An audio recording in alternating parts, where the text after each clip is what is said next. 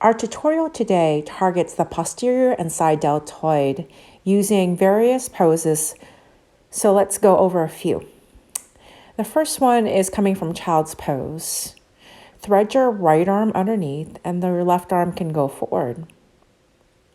Alternatively, to target both shoulders, you can thread the left arm on top, resting your chin anywhere on that top arm. Remember, you've got to do both sides.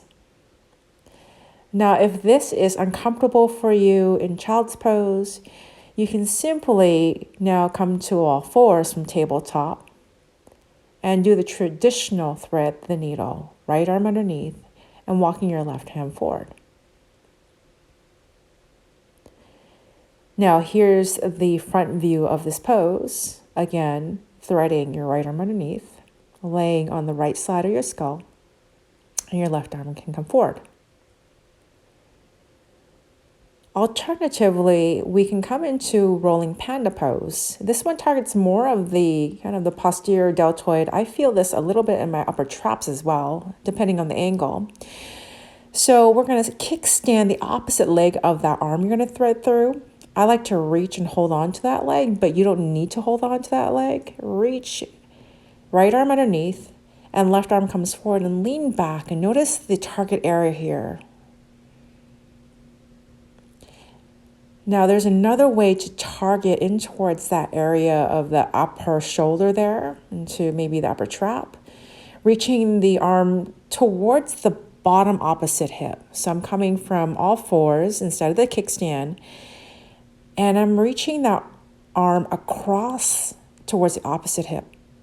And that gives me a nice tug and pull in towards the shoulder there and in towards the upper trap.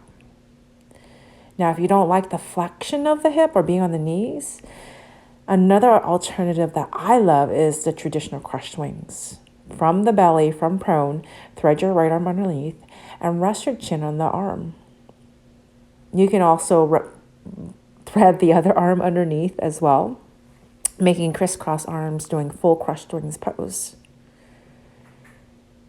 Alternatively, if you do need clearance for those arms to move through, you can grab a bolster or pillow and place it on your ribs there, underneath your rib cage there. And notice how that gives me clearance for the arm. And as you're here, you can shift also forward and back. Notice how I use my toes to shift forward and back. That will just provide me a different loading to the tissues of my shoulders in this pose. Again, you can thread both arms. You choose what works best for your body. Linger here. Remember to do both sides. And that's the quick tutorial to get into the side delts and the posterior delts. Thanks for joining in. I'm Lisa Jang, and I'll see you next time.